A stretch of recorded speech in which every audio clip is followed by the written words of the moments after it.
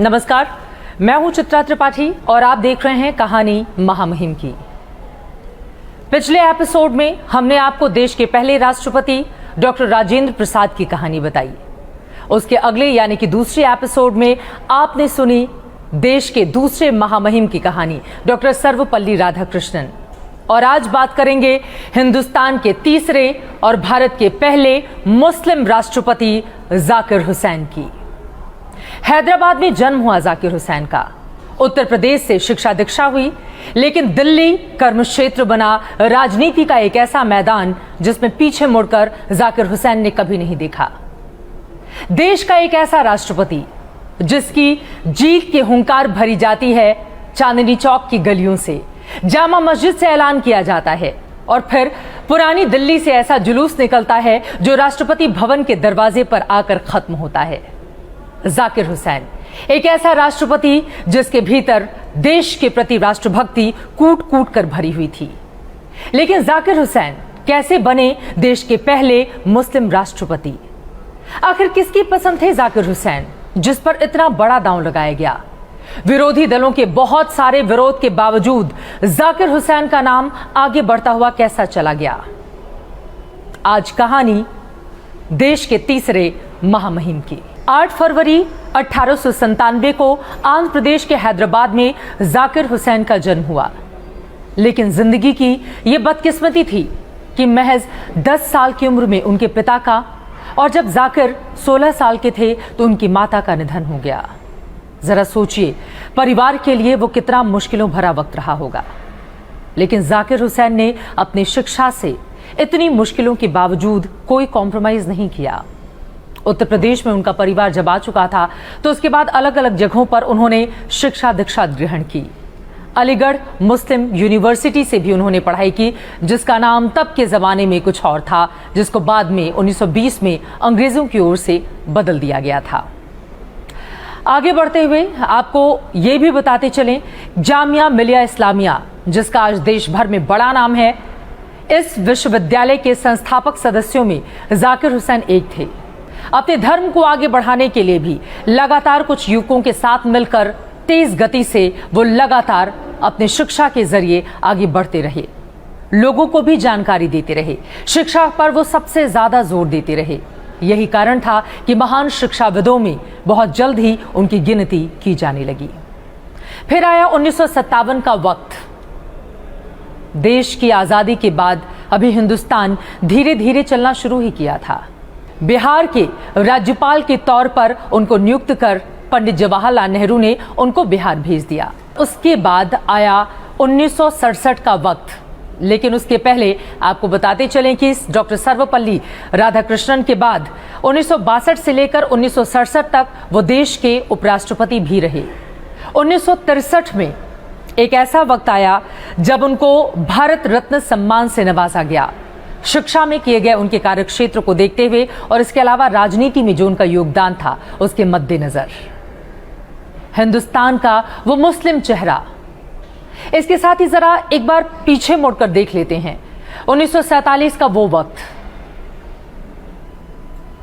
Father of nation Pakistan का मोहम्मद अली जिन्ना, जो एक तरफ धर्म के आधार पर हिंदुस्तान के भारत के बंटवारे की लगातार वकालत करते रहे और मुस्लिमों के लिए अलग राष्ट्र बनाने का वो काम करते रहे और उसमें वो कामयाब भी हो गए।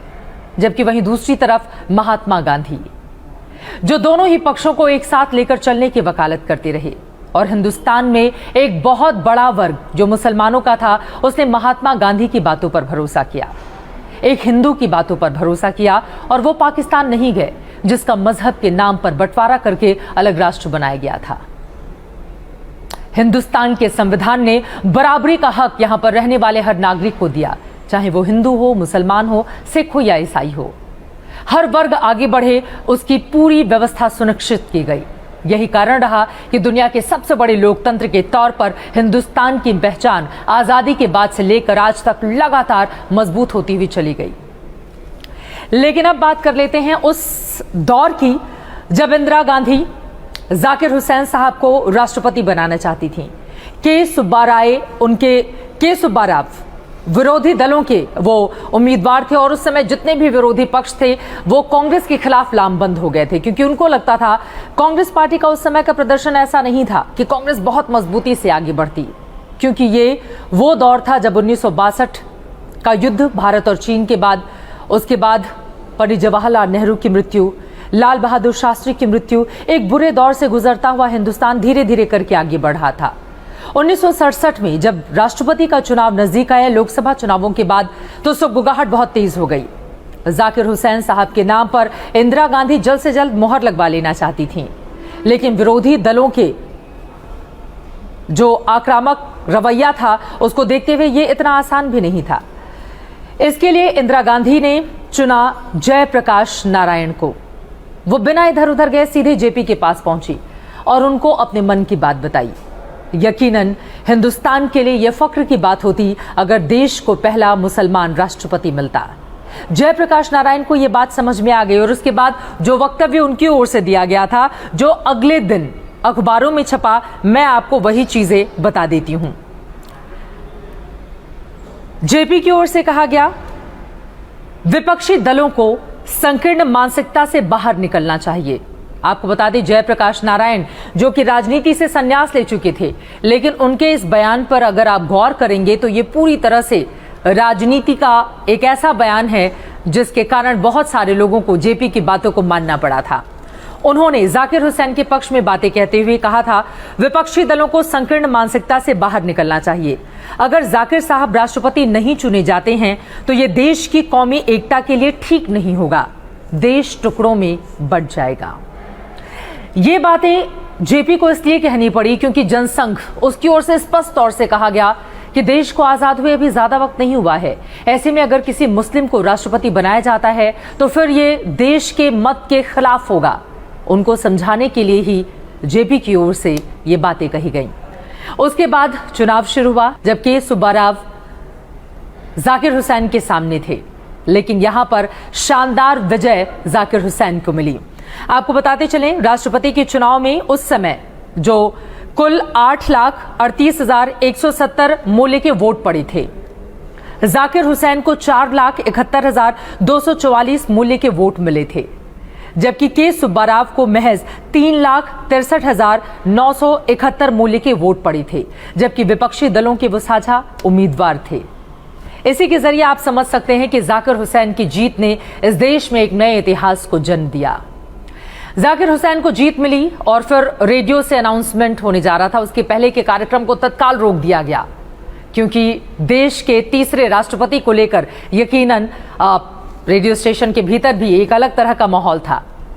ये खबरें तेजी से फैलती हुई चली जा रही थी। इंदिरा गांधी इस खबर को सबसे पहले जाकर जाकिर हुसैन को बताना चाहती थी, लेकिन इंदिरा जब तक उनके आवास पर पहुंचती तब तक तो उनको देर हो चुकी थी, क्योंकि उसके ठीक पहले देश के दूसरे राष्ट्रपति सर्वपल्ली राधाकृष्णन ने यह जानकारी जाकिर हुसैन साहब को दे दी थी और इसी के साथ एक नए युग का सूत्रपात हुआ। इसके अलावा मैं आगे बढ़ूं और कई और महत्वपूर्ण बातें जिसके बारे में आपको जानकारी दूं। जाकिर हुसैन साहब को जब राष्ट्रपति चुना गया तो उनकी ओर से जो भाषण दिया गया, जो बातें कही गई, हिंदुस्तान के नाम जो संबोधन था, उसकी मुख्य बातें क्या थी वो जानना आपके लिए बेहद जरूरी है। इसीलिए शब्दशः मैं उन तमाम बातों का जिक्र यहां पर आप लोगों के लिए जरूर करना चाहूंगी। उन्होंने लिखा कि इतिहास में, उन्होंने कहा, पहली बार मजबूत स्वर मिला है। हमारा देश प्राचीन जाति का युवा राष्ट्र है, इसमें विविधता का मूल्य है, तो इसे अनोखा बनाता है ये मूल्य। मैं इस मूल्य की सेवा की शपथ लेता हूं। इसकी बुनियाद है सांस्कृतिक गरिमा और उसकी निरंतरता।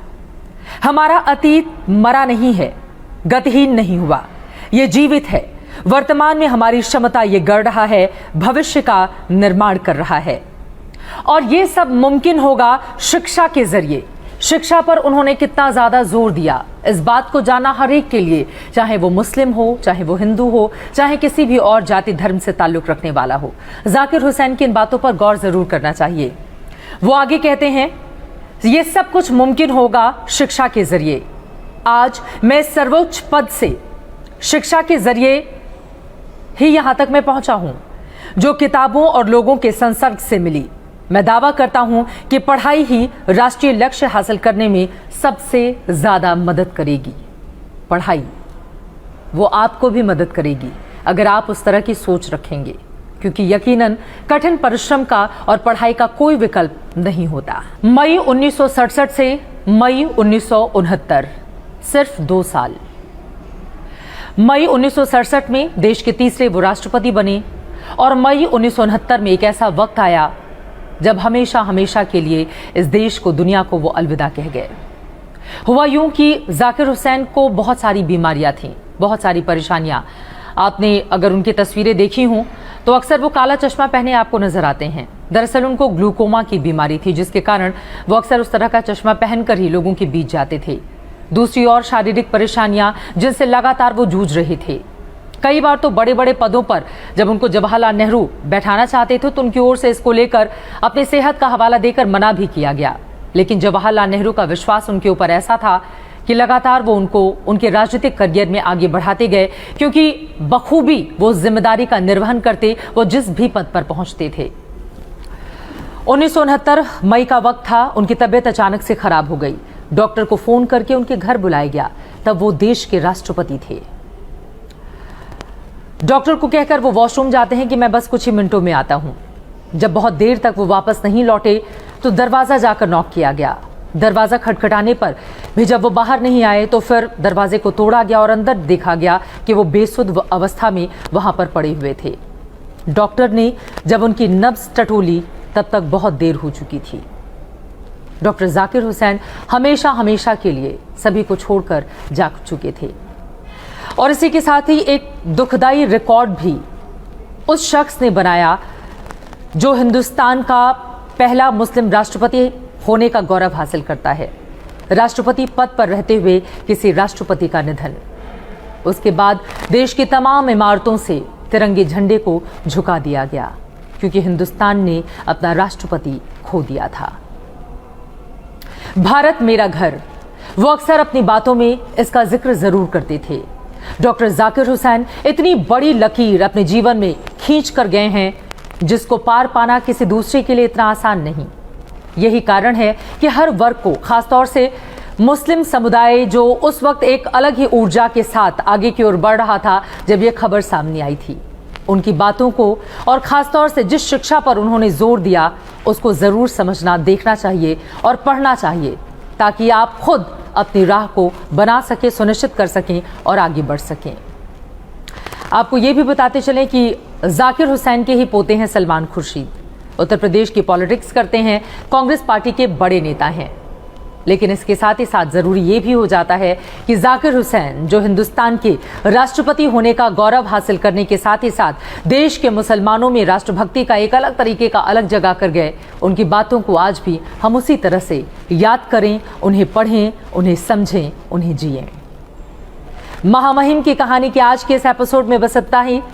कल फिर आपसे मुलाकात होगी राष्ट्रपति के चौथे एपिसोड के साथ। तब तक के लिए दीजिए इजाजत। नमस्कार।